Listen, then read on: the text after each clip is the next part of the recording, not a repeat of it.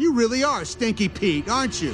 Most twist villains are dumb and don't make sense. You can usually just tell that the writers made up some crap at the end to force a twist for the sake of having a twist, but not Stinky Pete.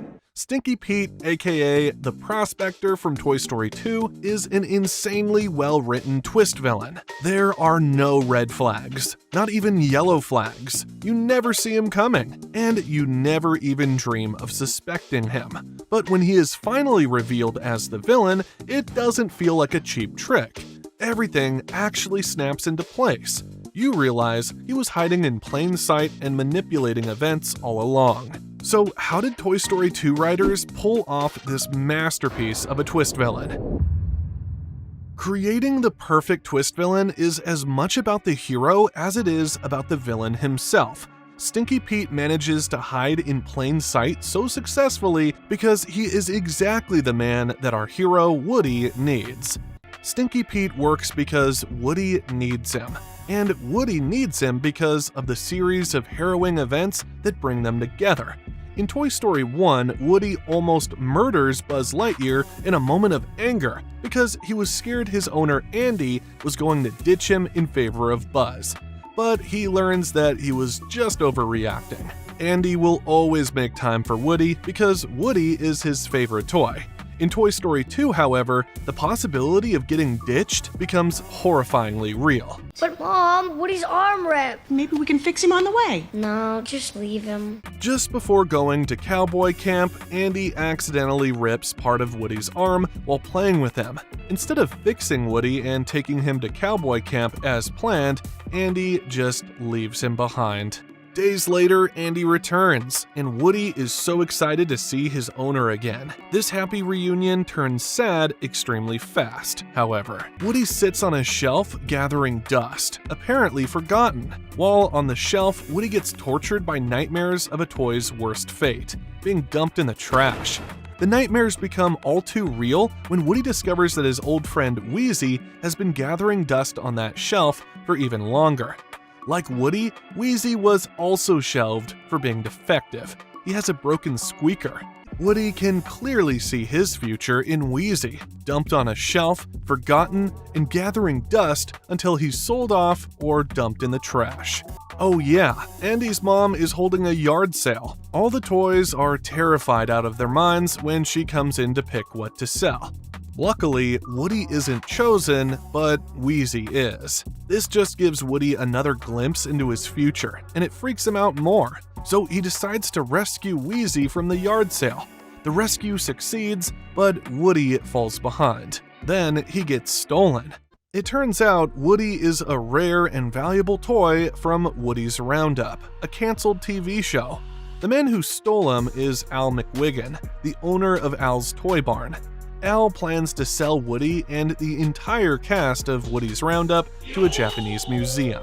But Woody has other plans. The moment Al leaves him alone, he tries to escape. This is when he meets the cast of Woody's Roundup: Jesse, Bullseye the horse, and Stinky Pete, aka the Prospector. Stinky Pete is very warm and welcoming from the get-go. Woody is completely unaware of his background, so Stinky Pete and the gang catch him up. Woody learns about his TV show, and he's mesmerized by every detail, except for the cancellation. This will be important later, but Woody doesn't clock it just yet. He's busy having a hell of a time with his new friends, but he still wants to go home. This makes his new friends change up on him. Bullseye is heartbroken, and Jesse turns completely against him. Stinky Pete is the only one who is supportive. Woody learns that the Japanese museum only wants to buy the cast of Woody's Roundup if Woody is in it. Without Woody, Stinky Pete, Jesse, and Bullseye go back into storage, left with nothing but darkness. That's why Jesse is angry at him, and Bullseye is so heartbroken. They don't want to go back into the dark. Woody sympathizes with them, but he still wants to go home. That turns them against him even more. Stinky Pete is the only one who talks to Woody when Jesse and Bullseye give him the silent treatment. So Woody tries explaining his backstory so they can see things from his perspective. He tells them about a yard sale rescue. This is where Stinky Pete seizes on a crucial detail. Here, we see a flash of Stinky Pete's hatred for children, but it doesn't seem suspicious until much, much later. Woody brushes it off and defends Andy, explaining that the arm rip was just an accident. This conversation is interrupted by the return of their current owner, Al. The toys scramble and play dead again, while Al admires his newest acquisition, Woody. But in the process, Al tears off the thread holding the rest of Woody's arm to his body. Woody freaks out, but the eternally patient Stinky Pete tells him not to worry. Despite Stinky Pete's solid advice, Woody is still freaked out. Al has also called a toy cleaner who will arrive in the morning to fix Woody, so there's even less reason to freak out. But Woody has no desire to wait around. In the middle of the night, he steals his arm from Al's pocket and tries to sneak out. But somebody turns on the TV, which wakes Al and ruins Woody's escape plan. Woody believes Jessie is the one who turned on the TV and sabotaged his escape. It makes sense. She is closest to the remote, and she has been angry at him ever since he said he wanted to leave. Jessie doesn't want to go back into a dark box in storage, but that is exactly what will happen if Woody leaves. She has every motive to keep him from leaving. Jessie, however, is so offended by the accusation that she beats the crap out of him and demands an apology. With only one arm, Woody stands no chance. He's getting pummeled into the ground. Luckily, Stinky Pete steps in and saves Woody from the butt-whooping of his life. He urges Woody to wait until morning for his arm to be fixed. That proclamation breaks Bullseye's heart all over again, and impossibly pisses off Jessie even more. Stinky Pete still makes zero demands of Woody. He would clearly prefer that Woody stay, but he doesn't try to force him into the decision, unlike Jessie and Bullseye. In the meantime, the toys settle in for the night. That night goes and morning comes, and so does the cleaner. You're here! Is the specimen ready? He cleans, polishes, paints, buffs, and waxes Woody. Then he sews his arm back on. Sadly, Bullseye and Jessie are not that happy for Woody. Woody reflects the attitude right back, but Stinky Pete steps in again to play peacemaker. How can Woody say no to Stinky Pete?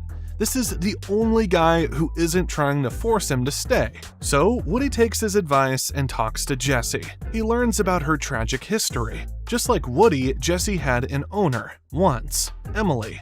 Emily loved Jessie, played with her, and adored her. But then Emily grew up, and she ditched Jessie for makeup and nail polish. Jessie was tossed aside, fell off the side of the bed, and got forgotten. She gathered dust under that bed for years, until one day, Emily spilled the contents of her purse. While she was collecting her spilled makeup, she found Jessie. Jessie was so happy when Emily picked her up and took her outside. She thought it was playtime, but it wasn't. She got stuffed in a donation box, and that was the end of her.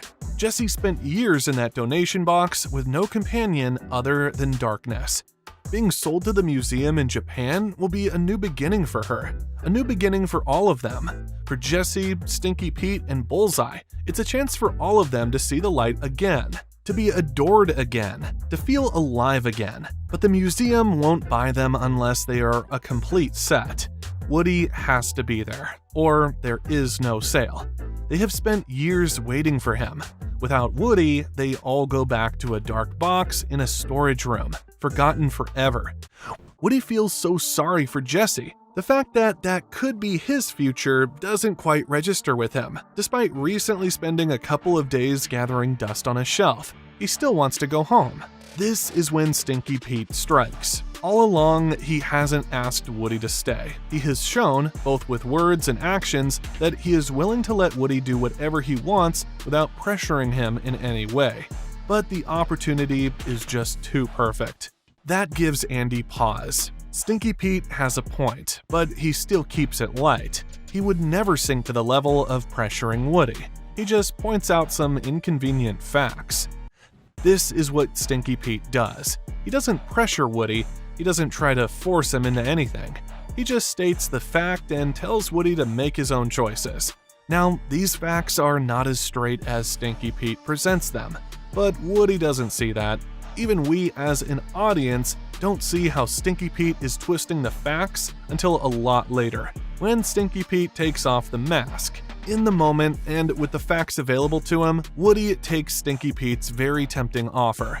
It seems like a no-brainer, really. Go back to an uncertain future with an owner who might ditch him at any time, or go to a museum with his new friends and get adored by children for generations. Woody makes his choice. However, you just have to ask yourself one question. Is it really your choice when somebody talks you into doing something you didn't initially want to do? Imagine you wanted to go to restaurant B, but I just happened to mention that I stopped eating at B because the waiters are so rude, and now I only eat at A. Then I tell you that it's still your choice. But is it really? Did you truly make that choice yourself, or did I make it for you when I made restaurant A look better than restaurant B? This is exactly what Stinky Pete does to Woody.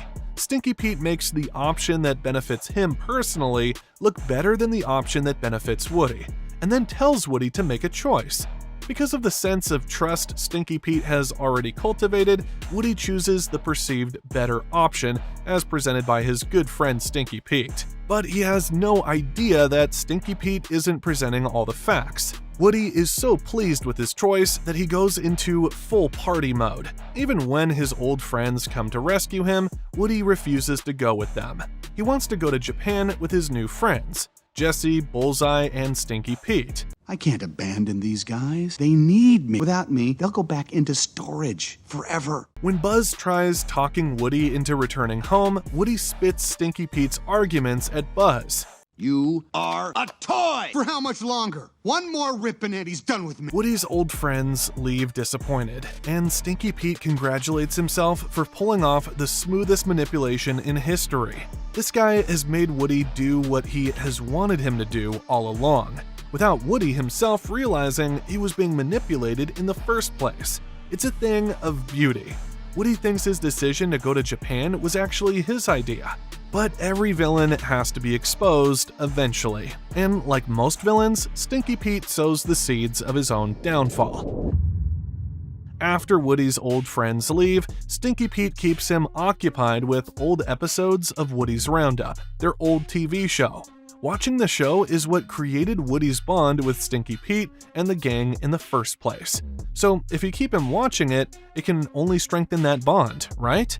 Well, not always. As Woody watches a scene where his character is singing, a boy comes up and hugs him from behind. It's what every toy wants, to be loved and played with. This one scene clarifies some things for Woody. As a toy, he just wants to be loved by a child. That might come to an end when Andy grows up, but it's clearly better than being stuck in a glass box in a museum and never getting touched again, loved again, or played with again. So Woody decides to leave, but he's not going to ditch his new friends. He has an idea. They're all on board with the idea, except Stinky Pete. When Woody checks his box, he's gone. He's nailing the exit shut. Saying Stinky Pete out of his box and acting all villainous finally helps Woody figure out that this part isn't true. He also realizes that Stinky Pete has been manipulating him all along, that it was Stinky Pete who turned on the TV to sabotage his midnight escape. They all thought he couldn't get out of his box, but he clearly could. Stinky Pete has been manipulating everybody all along. The kindly old man was never actually kind. It was all just an act to lower their defenses and make manipulation easier. When Jesse complains that what he is doing isn't fair, Stinky Pete finally reveals what motivates him. This bitterness, caused by being unwanted, is what drives Stinky Pete. Jessie may have spent years in a dark box, but at least before that, she had an owner who loved her and played with her. And if she goes with Woody to Andy's house, she will have that again. But Stinky Pete has never had an owner. He has never been wanted, never been loved, never been played with. He spent most of his life on a shelf, and nobody picked him. Then he went from shelf to storage. A lifetime of rejection has made Stinky Pete bitter, resentful, and evil. When Buzz and the rest of Andy's toys return to rescue Woody, Stinky Pete blocks every single one of their rescue attempts. He even rips the stitches out of Woody's arm. All the pretense is gone. If he can't get Woody's cooperation voluntarily, he plans to get it by force. but Stinky Pete eventually gets overpowered by all the other toys. He hates it, but he still doesn't change his mind. Stinky Pete's argument seems solid if you don't think too much about it. Children destroy toys, so it's better to live your entire life in a glass cage instead of being loved and played with, which is the entire purpose of a toy. The saddest part is that Stinky Pete himself wanted to be picked. He wanted a kid to pluck him off the shelf, take him home, play with him, and love him. But because he never got picked, Stinky Pete developed sour grape syndrome. He knows the kids don't want him, so he preemptively rejects them to gaslight himself into believing that he's not actually unwanted and unloved. He tells himself that kids are actually horrible, so he's better off without them. He's like that fox from Aesop's fables. The fox tried to get some grapes from a tree, but it couldn't reach the grapes, so it said they were sour anyway and didn't want them. If you can't have it, just say it's bad anyway, and that's why you actually don't want it. Sour grape syndrome is an extremely common ego protection strategy. It's what keeps Stinky Pete going. He has gaslighted himself that it's bad so successfully that he has now come to believe his own bull, to an extent. So the other toys punish him by sticking him into a little girl's backpack. Stinky Pete is terrified and hyperventilating, but it's a far better fate than he deserves, in my opinion. So as Stinky Pete spends his life getting rainbows painted on his face, Andy sews back Woody's arm and plays with him, and the other toys live happily ever after. That brings us to the final question. Why does this work? How is Stinky Pete so effective as a twist villain? If you wanted to write an effective twist villain like Stinky Pete, here is how you do it. First, give him a compelling motive. Stinky Pete was rejected all his life. This rejection makes him very bitter and creates the sour grape syndrome that drives a lot of his actions. He doesn't want Woody or Jessie experiencing the love of a child because he never experienced it himself. His bitterness has him convinced that a museum is a better place for toys than a child's bedroom. While a compelling motive is a good start, it's nothing without the second quality. 2. Sneaky tactics. A twist villain can't be a twist villain without being sneaky. Villains usually achieve their goals by either using threats or manipulation. Threats require physical force, however, so they are a non-starter for a twist villain. As soon as he threatens his first victim, it becomes obvious that he is a villain. That's why he has to do his evil stuff in the background while avoiding any suspicion. Sneaky Pete style. Stinky Pete is so good at this that he does villain stuff right in front of our eyes, and we never clock it until he reveals himself. This sneakiness allows Stinky Pete to deflect blame whenever he does something bad. When he turns on the TV to sabotage Woody's escape, he leaves the remote near Jessie's display box. That way, Jessie takes all the blame while Stinky Pete remains above suspicion because nobody knows he can get out of his box and walk around. The moment Stinky Pete discards his sneakiness and openly exposes himself as a villain, he is beaten. All the toys gang up on him, and he just can't fight them all alone. But before he made this mistake, Stinky Pete was amazing with his feature number 3 of an effective twist villain. 3. Playing the long game. A twist villain has to rely almost entirely on manipulating other people. So the patience to play the long game is crucial for the success of this manipulation. While she is a good guy in Toy Story 2, Jessie is a perfect example of what not to do. She tries getting Woody to accompany her to Japan by just asking, and then throwing a tantrum when Woody turns her down. Stinky Pete also wants Woody in Japan, but he never asks Woody for that or anything else. He is just friendly and helpful. He never acts like he expects anything in return, and this lowers all of Woody's defenses. Woody starts to see Stinky Pete as a mentor. Once Stinky Pete has Woody's trust, he starts planting ideas in Woody's head. Because these ideas are coming from a trusted friend instead of a stranger, Woody never questions them. He actually adopts them as his own, because Stinky Pete never preaches to Woody. Instead, he makes it appear like he is carefully weighing both sides of an argument, and then presenting them to Woody.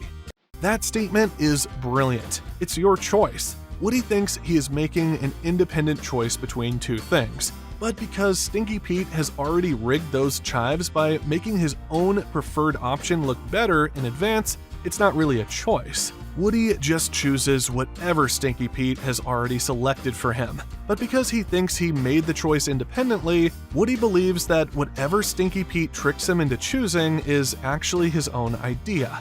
Stinky Pete manipulates Woody so successfully by playing the long game that Woody never realizes he is being manipulated until bad luck and desperation force Stinky Pete to reveal himself as the villain.